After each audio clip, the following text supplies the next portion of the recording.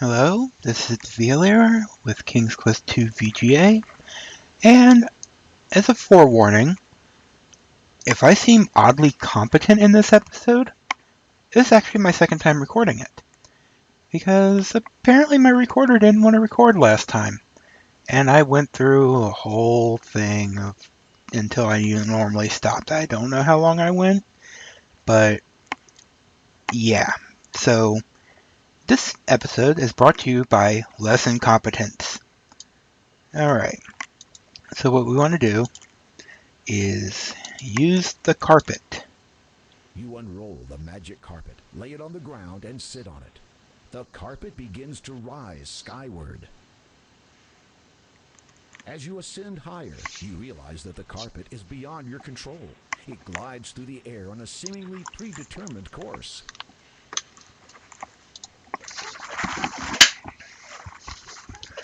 And I am going to try to show you some of the various random things I did in this, but I'm going to skip the time-consuming bit where I got lost because I thought this certain puzzle needed a different solution, because the puzzle in the original game has a very different solution. So we have our snake buddy here. A snake blocks your path to the east. It appears to be about 10 feet long and is coiled up, ready to strike. In the original game, you could use your sword on it, and it would kill it. You could simply kill the snake, but something about its presence up here is a little strange. But this game makes it... If you did that in the original game, you made the game unwinnable. So it seems they've taken out unwinnable scenarios in this game entirely, and unlike the first one that's mandatory that it's not unwinnable, whereas the other one you had an option. Okay, so what we want to do is we have this necklace from the mermaid, and we want to use that on the snake. You dangle the shimmering opal in front of the snake. It soon falls hypnotized in typical snake fashion. All glory to the Hypno Snake. I'm going to go over here. And It's too dark. You can't see down there. you know, you should always check holes in games. You reach into the cavity and feel around. What is this? You've discovered a button hidden inside the rock. You press it and wait to see what happens next. Glowing green. What does it do? Who the hell are you? In an instant, a man stands beside you. He appears to be somewhat of an adventurer, much like yourself. Are you the genie? I am King Grab of Daventry. The newcomer nods in greeting. Without a word, he respectfully appraises you. You notice about him the manner of one who has only recently learnt the meaning of heroism. From where do you hail, good sir? The man opens his mouth to answer, but then pauses to consider that question, evidently deciding that irrelevant exposition would serve neither party. He casually gestures to the hole in the rock behind you. Might I inquire something of your identity? After a brief search of his own person, the man pulls out a scroll card and hands it to you. You unroll it, and it reads, "Having fulfilled the requirements in accordance with the statutes of the famous Adventurers Correspondence School, the bearer is a qualified would-be hero." The man also shows you a medallion.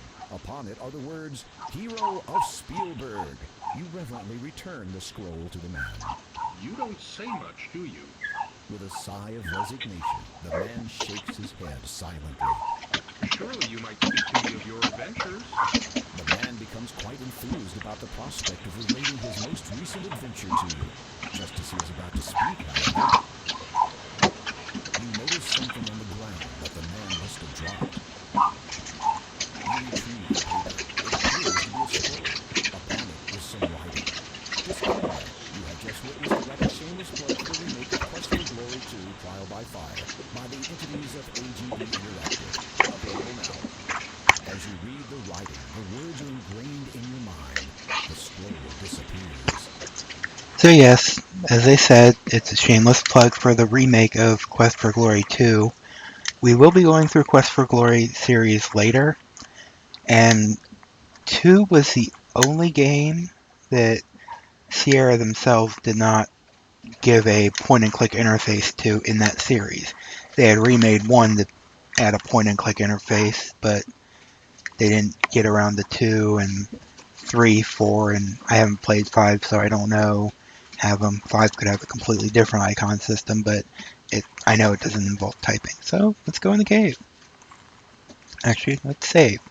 And you're probably going to see a couple spoilers in this. Avert thine eyes. Okay, into the cave. This is an oddly decorated cave. Ooh, book. Let's read a book. You flip through the book entitled Ye Old Book of Enchantments, Causes, and Cures. The first half contains a list of enchantments. These do not interest you, as you have no desire to inflict inconvenience upon others. However, the Cures section does capture your curiosity. While browsing, you spy a promising paragraph. Let's see. While casting enchantments upon others may provide you with many daily hours of fun, do not ignore the danger that a miscast spell may have upon your own person. For this reason, you should prepare a simple item with which you can protect yourself against the effects of an enchantment, as well as providing a means for reversing said spell, should it be deemed necessary. Only the power of the emerald can properly dispel an enchantment, and thus the steps to create one are as follows. Firstly, heat a blue mineral and yellow vegetable. A plant is an acceptable alternative. Together until they coagulate into a greenish liquid. Stir the mixture with a white feather, drop it into the perfect clear crystal, and recite, "Heed now these words, crystal perfect, green is thy hue, restore correct, guard well my form, preserve, protect." You will now have a means to safeguard yourself, should your enchantments ever get out of hand. To restore that which is under the effect of an enchantment, simply allow a strong light to pass through your emerald at the subject. Then behold the restoration. So, sounds like something we can make. If you couldn't guess, this might be the Enchanter's house. He lives good despite the fact it's a cave. But we have a bunch of items. Firstly, heat a blue mineral and yellow vegetable. Blue mineral can be either the brooch or the earrings. The yellow vegetable, which is actually going to be the plant that Possum gave us together, till they coagulate into a greenish liquid.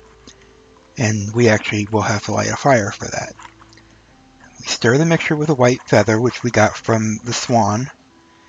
Drop into this a perfectly clear crystal and recite. I will show you the perfectly clear crystal as we do this.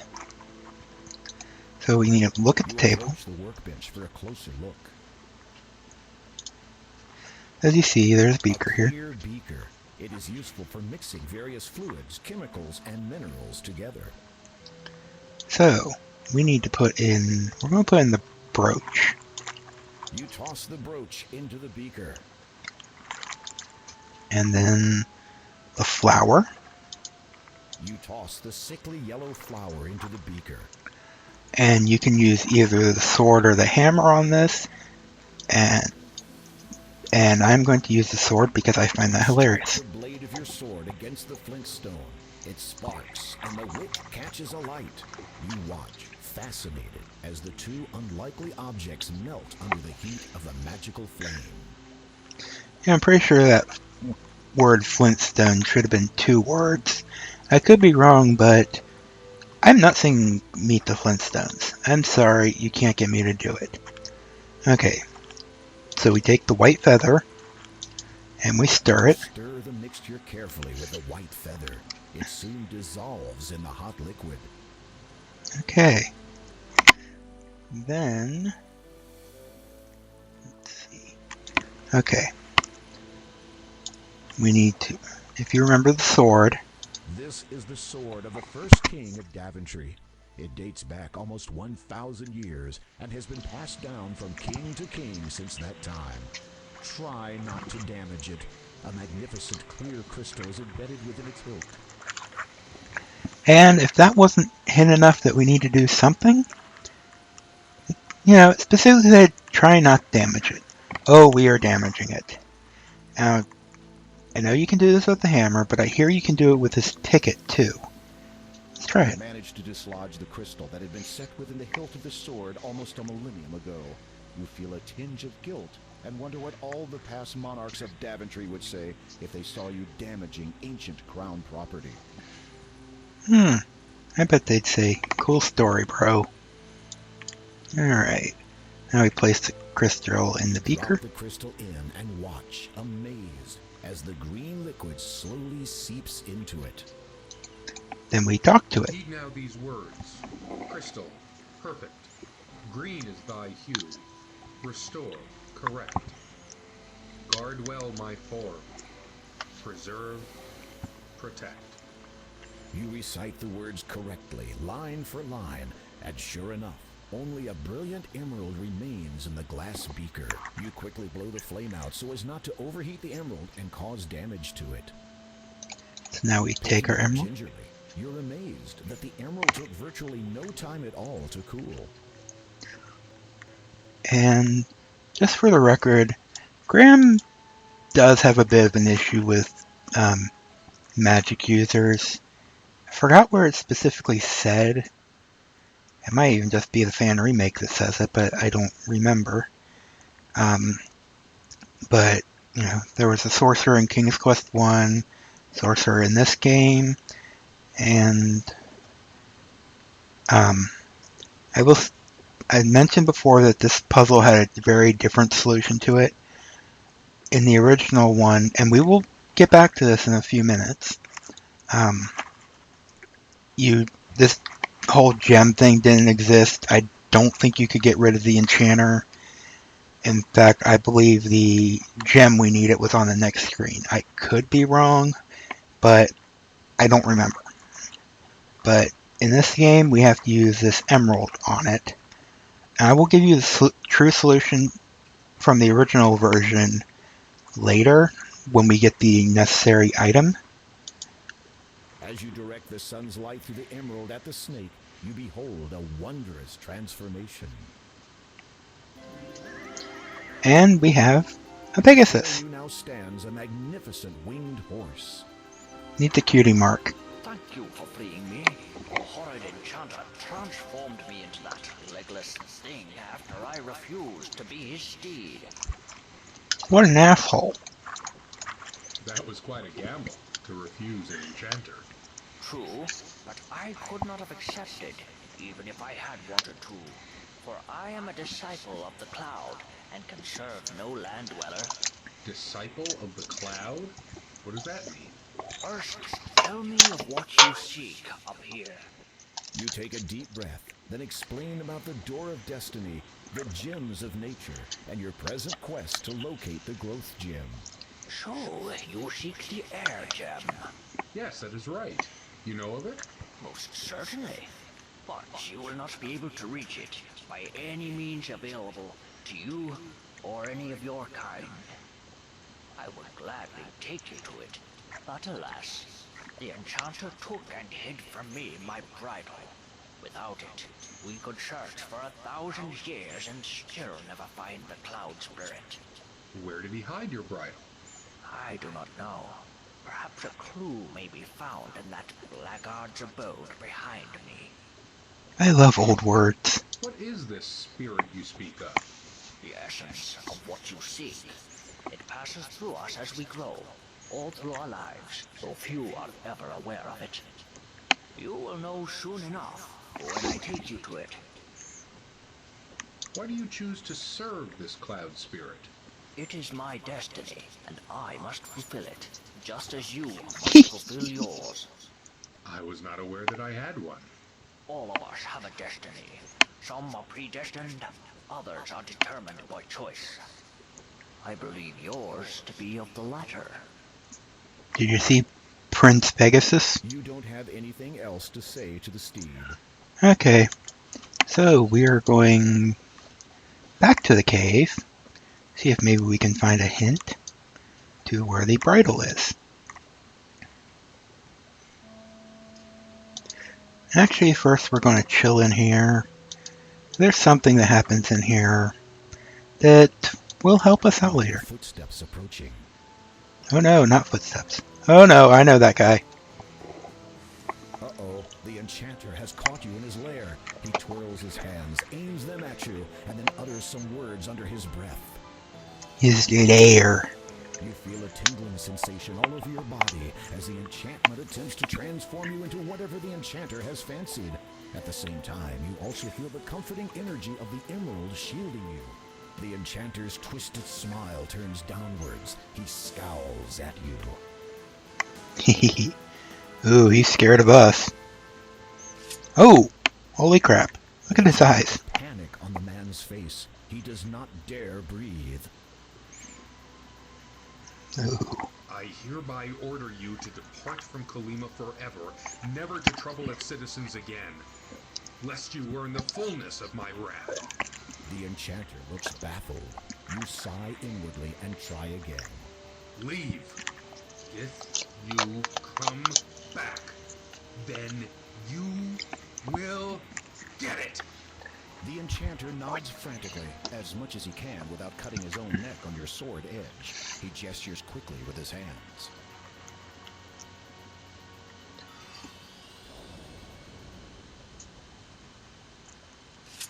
Wow, Graham, for being the peace lover you are, you sure are a very, very threatening guy. Notice that some writing has been engraved into the wall. You read the inscription. The engraving on the wall reads, "In row of stones that number 6, half and a pair from left do pick. Quell then my spell, avoid the tricks." Okay. I have no idea what the hell that means, but, you know, maybe that's our hint. And this is about the time when I got through the last video since I had taken so long. Obviously, I've gone much shorter here since I know it. And so we are back to my general incompetence. I'm sure everyone will be The happy. carpet is... Forget. You have to use it on yourself. You unroll the magic carpet, lay it on the ground, and sit on it. The carpet rises into the air again. The carpet begins to descend. And now we are going back. And we land at the town. And, well, let's just wander around, see if we can find anything unusual.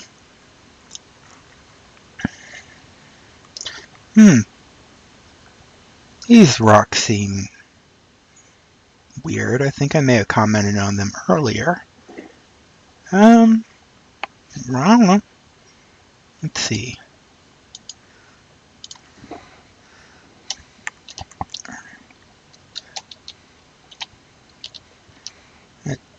Okay. So, we had this little poem before, and I've already forgotten it. So, what we're supposed to do is use this on one of the rocks. I don't remember which, but... You bend over and hold the emerald above the stone so that the sun's light channels through it. That's the danger in getting stoned. And that is why we should pay attention to things more. Okay. Sorry, I apparently got more packages, which would be other companion books. Let's see, I remember it was like half and 2 over, you know what, let's just try them all. You bend over and hold the emerald above the stone so that the sun's light channels through it. That's the danger in getting stoned. Okay, so we are not doing well. I'm sure I could look this up in an FAQ. Emerald above the stone so that the sun's light channels. Not that one. That's the danger in getting.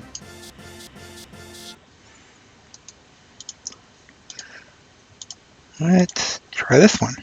You bend over and hold the emerald above the stone so that the sun's light channels through it. Incredible! The rock has transformed into a silver-studded bridle. Brute forcing the puzzle. Always a good idea. The bridle. Okay, so now we have the bridle. This bridle, actually, in the original version, you could get it from the lamp, along with two other things, which one of them was the carpet. I don't remember what the third one was, but since we have this bridle, let's go back up, and actually the bridle was the original solution to getting past the snake. I'm not kidding. It was that nonsensical. I believe that The magic carpet. was the tricky puzzle in this game. Because really, who would think to throw a bridle at a To snake? get the carpet, it vanishes into thin air without even so much as a puff of smoke. No, that's not good. How the hell are we going to get down? Well, let's see. Okay, so we threw the bridle at the snake, and it turned into the Pegasus.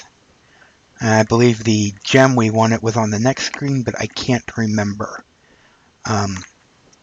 This is obviously one of the puzzles they changed, and I will note, in the King's Quest Companion, they explain most of the nonsensical puzzles, but they did not even try to explain the original version of this puzzle. They said that Graham reached for his sword, but accidentally grabbed his bridle and threw it. So they just completely cop out on that. I just find that hilarious. Anyway, let's give the bridle to the Pegasus. Are any more of you? You slip the bridle over the horse's head. It whinnies its approval. To Climb Cloudsdale. upon my back. Yes, let's go to Cloudsdale. Actually, I'm going to save. Yo.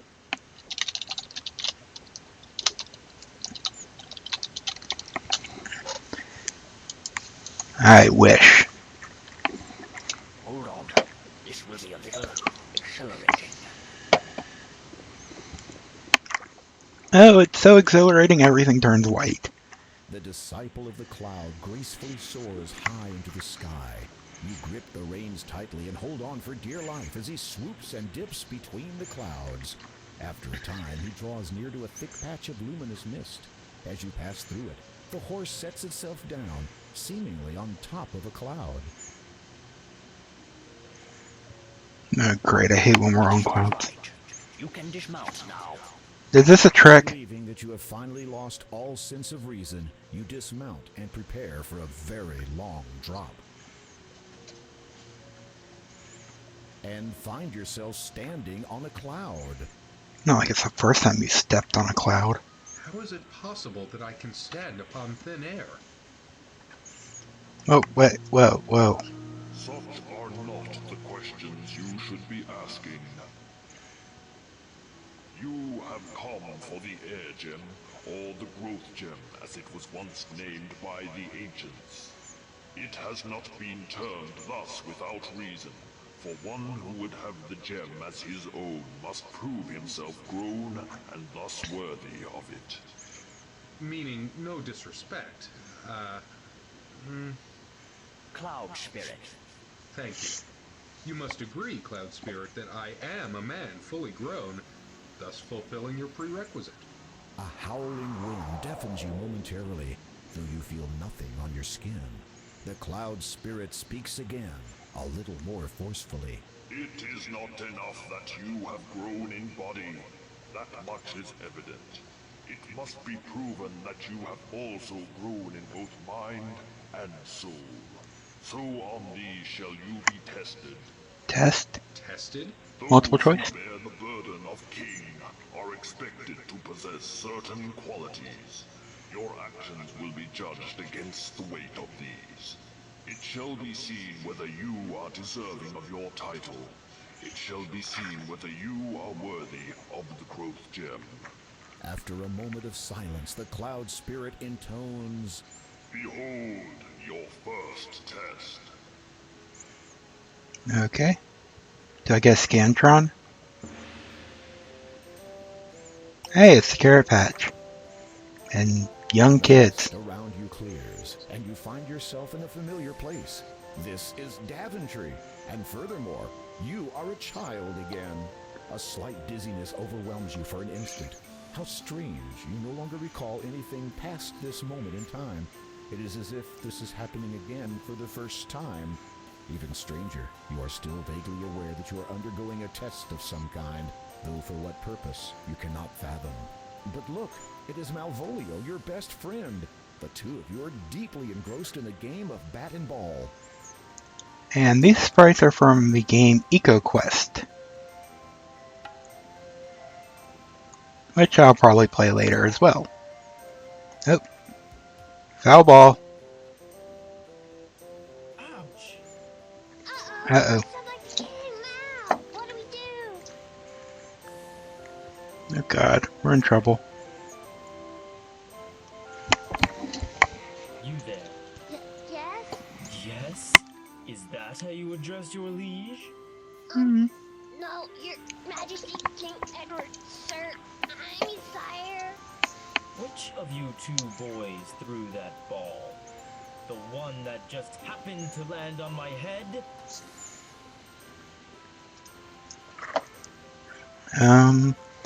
And at this point, we just talk to him.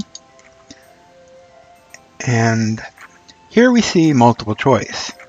I'm actually only going to choose the correct ones this time. I'll release a separate video with the other choices, and we will see what happens.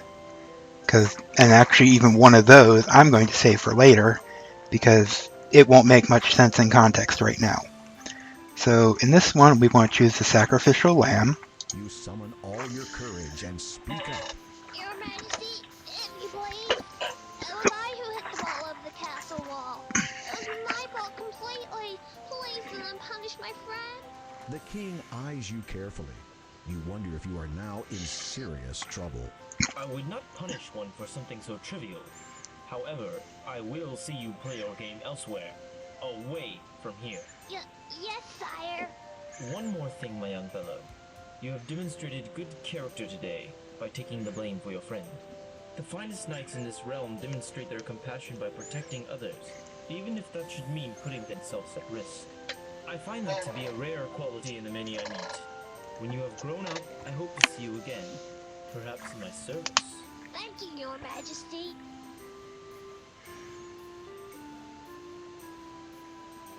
Behold your second test. I didn't get a Scantron yet. Ooh, You feel yourself growing older, more so than before the tests began. Again, dizziness overcomes you. Your memory of the previous test fades, and in its place, your mind is filled with the knowledge of everything that has since come to pass. This includes, unfortunately, the dreadful misfortunes which have plagued Daventry since the coming of the terrible three-headed dragon. that bad. Things worse, your 17-year-old daughter has been demanded as its latest sacrifice. In return, it will not harm the rest of the population until the next demand.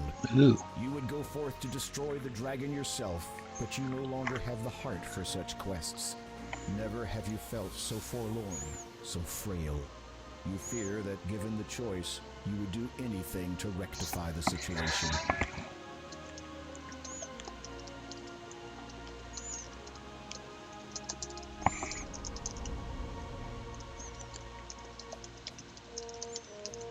A charming view. No wonder you come here so often. You. I will see you hanged for this intrusion. Guards! Guards! Calling them will do you no good. For even if they come, they will find their king speaking to only the air he breathes. A pox on thee. Who are you? My name, my true name, has been heard by none for nigh on a millennium. It is enough that you know me as the Father. Father! What you have come to say and be gone. You never were one for small talk. You cursed my family. As a result, that dragon is now loose upon the land, and one of my children was kidnapped. Now that is not quite the truth. Do you deny your involvement? Not at all. It is just that you have omitted so much. Speak and be gone. Very well. I want your crown. You cannot believe what you have just heard. This vile creature has caused untold misery throughout your land for nearly 18 years and has now infiltrated your castle just to ask that you hand over your authority to him? Of all the outrageous. Is that what this is all about? You want to rule Daventry? What would I want with a puny little kingdom when in a few short years I will have more power than Legitimor himself? Oh my god, I pronounced that correctly. I want only the thing you wear atop your head. Your crown. It is an essential part of my plan. Without it, my efforts to prepare for the ascension will have been in vain. I have waited far too long to be deterred from it now. If you need it that badly, you could have just taken it. You had plenty of opportunities. Are you completely ignorant of the legends of your predecessors? None can possess the crown of the first king unless it's given. If you think for one moment that I would... Before you speak further, consider this. In exchange for what I ask, I shall lift my curse and all that it entails from you and your blighted land. You shall have both it and your family restored in full. Minus your title, naturally. Your mind reels at these words. For almost 2 decades, a countless number of innocent people have suffered under the afflictions Daventry has had to endure. So many more people would continue to suffer indefinitely, notwithstanding the pain you feel over your own family's misfortune. With a simple statement, you could put an end to it all. Okay. So just a little note I caught in this. He's been king for 18 years. His daughter is 17. So only a couple months have really passed since he took over the kingdom from King's Quest II. I only guess that because, 9-month gestation period, unless Daventry screws the rules of birth too, but let's see.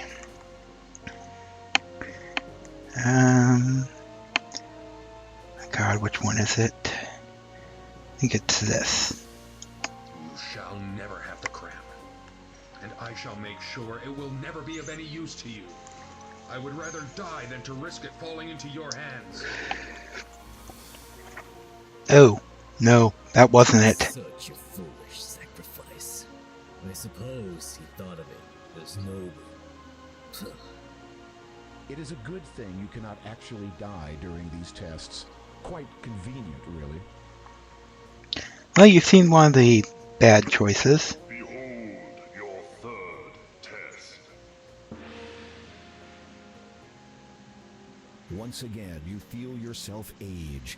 You are many years older now, though still, thankfully, King of Daventry. As before, the knowledge of the previous test ebbs from your mind. This time, however, it is filled with a greater knowledge of all that has come to pass thus far.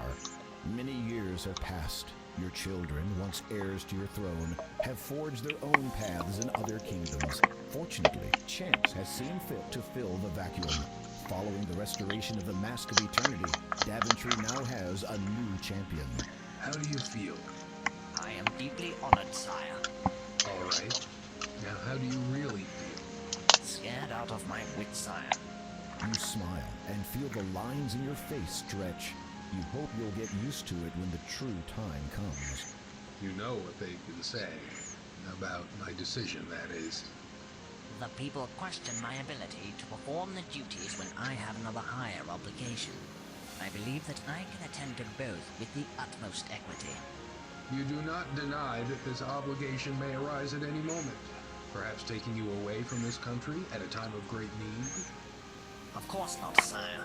But I shall deal with that troll, as they say, when I cross that bridge. We have good in the kingdom. There is the matter of you not being of royal birth. That does not sit comfortably with some of the nobles. The qualities of truth, right, and order can shine from even the most impoverished of souls. Nobility is defined through one's actions, not one's lineage, Your Majesty. You cannot help but smirk. For a man who had once lived as a peasant, he speaks extremely well. You may have caught that they said Mask of Eternity, which is King's Quest 8.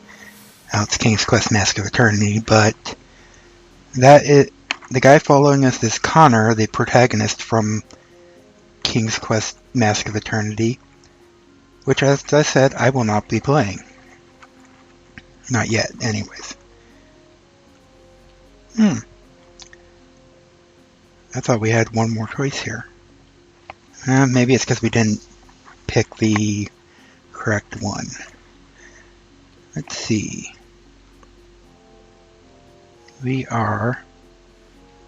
That's not an item. I have carefully thought over the matter put before me. It is true that I no longer have a residing heir to carry on in my place. However, I cannot place the future of this kingdom in the hands of one who, while possessing great skills, courage, and virtues, may not be able to serve her with singular devotion. Go back to your village, Connor. Yes, sire. Despite his gracious acceptance, you sense that Connor has been dealt a rather severe moral blow.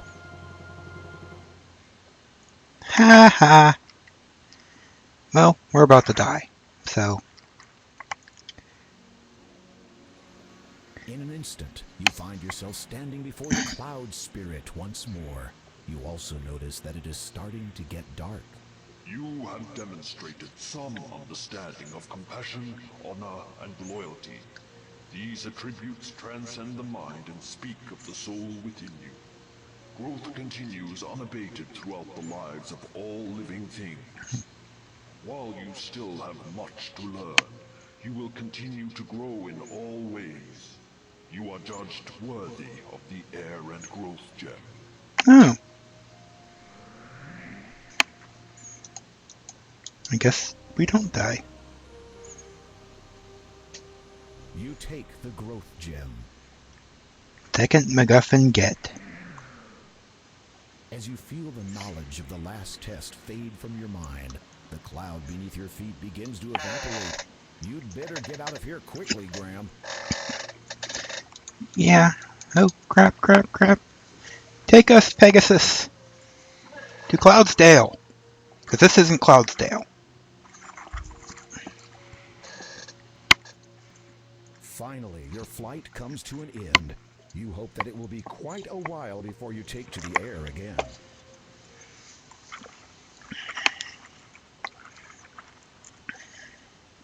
Where would you like me to land?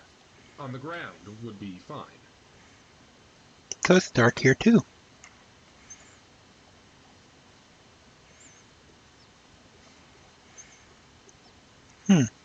Take this sugar cube.